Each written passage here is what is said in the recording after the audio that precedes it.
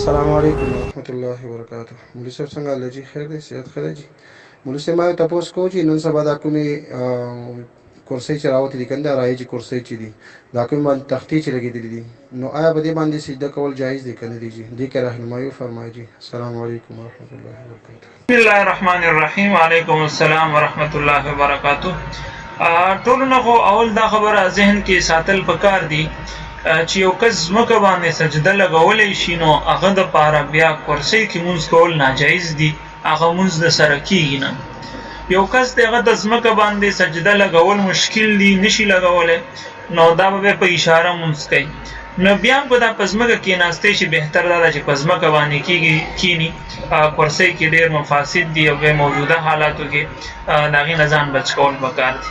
خو که بیا هم یو کس په ځمکه نشي کېناستی او کرسۍ کې خامخا هغه له مونځ راځي نو بیا دې دا کرسۍ باندې کېني، مونځ دې کوي. نو اوس آیا هغه کرسۍ چې کومه باندې تخته لګېدلې په هغې کول بهتر دي یا هم ساده کرسۍ باندې؟ نو دا چې سجده نشي کولی په کرسۍ مونځ کوي نو دا الریډي دا مشیر دی، یعنې اشارې سره مونځ کوي.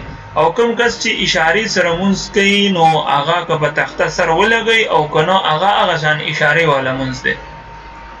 نو بهتره بیا دا ده چې دا داسې کرسۍ باندې مونځ وکړي چې په هغې هغه تخته نه وي.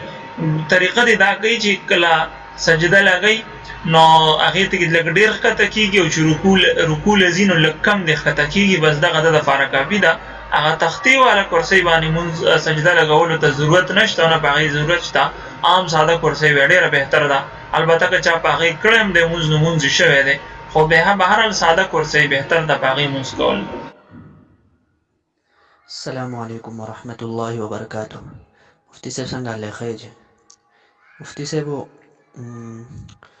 زمونږ کور کې چې دی ډېر شه مسواکونه دي، ناقابل استعمال دي، ناقابل استعمال دي، واړه واړه دي جي.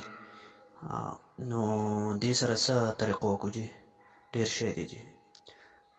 دا ناقابل استعمال چې کوم مسواکونه دي نو هغه تاسو محفوظ ځای کې کېدی، د هغې بې احترامي هم نه ده پکار. د هغې د ادب دا دی چې یا خو چې تا بوجۍ کې واچولی شي، سیټ ته کېښودلی شي یا دفن کړی شي، که دفن ځای نه نو چې تا نیر وغیره اوبو کې دې پرېښودلی شي.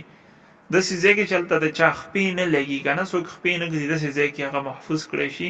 نو دا د هغې ادب دی او که داسې نه شي نو څوک ګناهګارېږي پرې نه، صحیح ده. خو لکه ادب پکار دی چې سیټ ته ځای ته هغه ورسوي. ټیک ده.